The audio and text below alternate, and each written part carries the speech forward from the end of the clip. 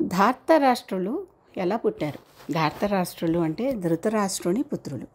ఈ ధృతరాష్ట్రుని పుత్రులు మొత్తం 101 మంది, ఒక కూతురు దుస్సల.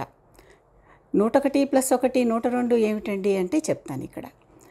మొట్టమొదట ఈ గాంధారి గర్భంతో ఆల్చినప్పుడు ఈవిడ గర్భంలో 2 ఏళ్ల పాటు మోసింది ఆ పిండాన్ని. 2 ఏళ్ల పాటు మోసినా ఆవిడకి కాన్పు కాలేదు. అప్పుడు ఈవిడ చాలా బాధపడింది. ఈ లోపల అక్కడ పక్కనే కుంతీదేవికి వనంలో యుధిష్ఠిరుడు పుట్టేశాడు. అంటే పాండురాజుకి మొట్టమొదటి సంతానం కలిగింది. అసలే సింహాసనం కూడా పాండురాజుదే. ధృతరాష్ట్రునికి పట్టాభిషేకం కాలేదు కదా, సింహాసనం పాండురాజుదే. ఈ పాండురాజు సింహాసనాన్ని ఆయన కొడుకై మొట్టమొదటగా పుట్టినటువంటి కొడుకైనటువంటి యుధిష్ఠిరుడు అధిష్ఠిస్తాడు. ఆ తర్వాత ఈవిడికి ఇన్నాళ్ళైనా పుల్లడు పుట్టకపోయేసరికి ఈవిడ చాలా బాధపడి ఆ కడుపు మీద మోదుకుంది గాంధారి. మోదుకుంటే దాంట్లోంచి ఒక పెద్ద ఇనపగుండు లాంటి గట్టి మాంసం ముద్ద కింద పడింది. ఈ గట్టి మాంసం ముద్ద అసలు ఈ జీవం లేనటువంటి ఇది మాంసం ముద్ద పడింది. అప్పుడు వ్యాసుడిని పిలిచారు. వీళ్ళ వంశానికి అంతా ఆద్యుడు వ్యాసుడే కదా, ఆయనే వీళ్ళందరికీ శ్రేయోభిలాషి హితైషి అన్నీను. ఆయన పిలిస్తే అప్పుడు ఆయన 101 కుండలు తెప్పించి ఈ మాంసం ముద్దని 101 భాగాలుగా విభజించి మొత్తం 101 కుండల్లోనూ అవి పెట్టాడు. ఇవన్నీ పెట్టిన తర్వాత కొన్నాళ్ళకి మొదటి కుండలో నుంచి దుర్యోధనుడు ఉద్భవించాడు. దుర్యోధనుడు పుట్టాడు. ఈ దుర్యోధనుడు కలి అంశతో పుట్టాడు. అందుకని పుడుతూనే మామూలుగా పిల్లలు క్యారమని ఏడుస్తాడు. కానీ ఈ దుర్యోధనుడు గాడిదలాగా ఏడిచాడు. గాడిదలాగా ఒండ్రు పెట్టడం ఏమిటి? ఆశ్చర్యపోయారు అందరూ.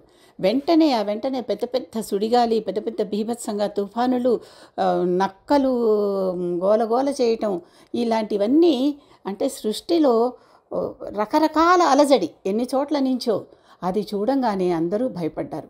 ముఖ్యంగా ధృతరాష్ట్రుడు భయపడ్డాడు. భయపడి గబగబా మళ్ళీ అందరినీ పిలిచి వీళ్ళందరినీ అడిగాడు. అంటే గురువులు ఉన్నారు, మళ్ళీ తమ్ముడు విదురుడు ఉన్నాడు, వీళ్ళందరినీ పిలిచాడు. పిలిచి ఏం చేయమంటారు? తాత భీష్ముడు ఉన్నాడు, వీళ్ళందరినీ పిలిచి అడిగాడు. ఏం చేయటం? ఇదేంటి? నాకొకటే ఆశయం, నా కొడుకు రాజు కావాలి.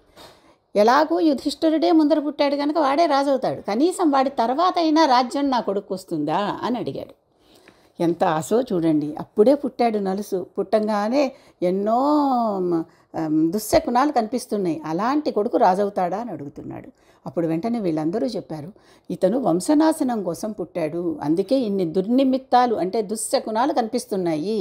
ఇలా నక్కలు ఊళలు పెట్టడం, గద్దలు అరవటం, అంటే డేగలు లాంటివి అవి అరవటం, మళ్ళీ గాడిదల్లో ఒండ్ర పెట్టడం, పుట్టిన పిల్లవాడు కూడా గాడిదలాగా ఏడవటం, ఇవన్నీ జరుగుతున్నాయి కనుక ఈ పిల్లవాడిని వదిలేయటం మంచిది. ఈ పిల్లవాడిని ఒక్కడిని వదిలేస్తే వంశనాశనం కాకుండా ఉంటుంది అని ఇక్కడ ఒక నీతి చెప్పారు. లోకమంతా సుఖంగా ఉండాలంటే కొన్ని వదిలేయాలన్నారు. అలాగే ఊరంతా బాగుండాలంటే ఒక కులాన్ని వదిలేసినా తప్పు లేదన్నారు, అంటే ఒక వంశాన్ని. అలాగే ఒక వంశం అంతా బాగుండాలంటే ఒక వ్యక్తిని వదిలేసినా పర్వాలేదని చెప్పారు. అంటే ఏంటి? చిన్న చిన్న నష్టాలతో పెద్ద లాభాలు పొందొచ్చు, నష్టాలు ఉంటాయి లేదంటలా అని చెప్పారనమాట అందరూ. చెప్పితే దానికోసమని నా కొడుకుని వదిలేసుకుంటానా? పుట్టక నాకు కొడుకు పుడితే మొదటిసారి వాడిని నేను వదులుకోను అని ధృతరాష్ట్రుడు చెప్పేశాడు. చెప్పేశాక అందరూ, కానీ నీ కులాన్ని నువ్వు రక్షించుకోవాలంటే ఈ దుర్యోధనుడిని నువ్వు వదిలేస్తేనే నీ కులం రక్షింపబడుతుంది అని చక్కగా స్పష్టంగా చెప్పారు. తీసుకుపోయి ఎక్కడో వనాల్లో వదిలేయమన్నారు. ధృతరాష్ట్రుడు ఆ మాటని పెడచెవిన పెట్టాడు, విననే లేదు. పైగా ఈ వ్యక్తికే రాజ్యం కావాలని కూడా కోరుకున్నాడు. ఆ తర్వాత వెంటనే మిగిలినటువంటి 100 కుండల్లో నుంచి 100 పుత్రులు, ఒక పుత్రిక దుస్సల పుట్టారు. ఈ మధ్యకాలంలోనే గాంధారి ధృతరాష్ట్రుడికి, ఇతనికి అంధుడు కదా, కళ్ళు లేవు కదా, సేవ చేయలేకపోవటం వల్ల ఒక వైశ్య స్త్రీ, అక్కడ ఉన్న అంతఃపురంలో ఉన్న స్త్రీనే ఆయనని సేవించి ఆయన ద్వారా ఒక కొడుకును కన్నది. అతని పేరు యూత్సుడు. ఈ యూత్సుడు మళ్ళీ ధర్మ మార్గంలో ఉండి యుద్ధంలో ఆ మొదటిదాకా కౌరవుల వైపు నుంచున్న అతను అక్కడి నుంచి కాదు అని చిట్టచివరి క్షణంలో పాండవుల వైపుగా మారిపోతాడు. ఈ యూత్సుడు, వీళ్ళు మాత్రమే మిగిలారు.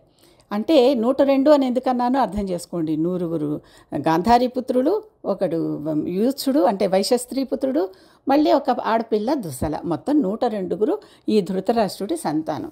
ఈ ఇందరి సంతానంలో దుర్యోధనుడు మాత్రం కలి ప్రభావం వల్ల దుష్టబుద్ధితోనే పెరిగి దుష్ట ఆలోచనలే చేసి వంశనాశనానికి దారితీశాడు.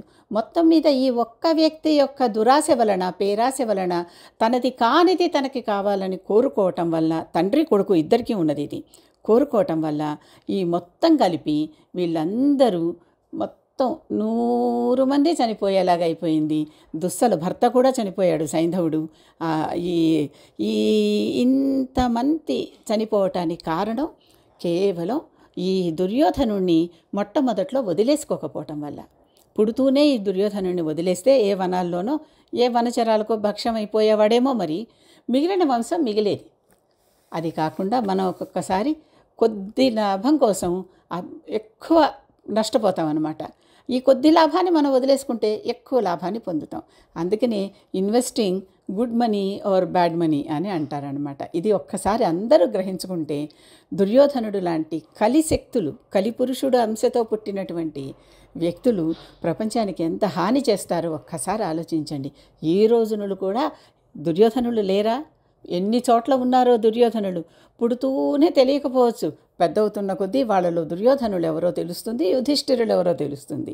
కనుక ఇది బాగా గమనించుకోవలసిన విషయం. కనుక కుపుత్రులని తప్పనిసరిగా వదిలేస్తే ముందరే వాళ్ళని కరెక్షన్ చేయాలి. అందుకే తల్లిదండ్రులు పిల్లల్ని జాగ్రత్తగా పెంచాలి అన్నా నేను. కనుక పెంపకంలో చాలా భాగం కూడా ఉంటుంది కదా.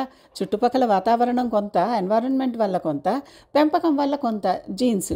కనుక తప్పనిసరిగా ఇది కనుక మనం మంచి హెరిడిటీ ఇచ్చి, మంచి పెంపకం ఇచ్చి జాగ్రత్తగా పెంచితే దుర్యోధనుల్లో కూడా దుష్ట లక్షణాలు తగ్గి సత్లక్షణాలు పెరుగుతాయి. కనుక తల్లులు తండ్రులు అందరూ బాగా గమనించుకోవాల్సిన విషయం, పిల్లలు ఎలా ఉండాలి, వాళ్ళని ఒక్కొక్క చోట తప్పనిసరిగా పరిహరించాల్సిందే అనేటటువంటిది భారతం మనకి స్పష్టంగా చెప్తుంది. భారతం కానీ, రామాయణం కానీ, భాగవతం కానీ ఇవి మనం విని, చదివి, తెలుసుకుని ఆచరించాల్సిన విషయాలే వీటిల్లో ఉంటాయి. అంతేగాని ఒక నవలలాగా చదివి పడేసేటటువంటి విషయాలు ఇవి కావు. అది గ్రహించుకోండి.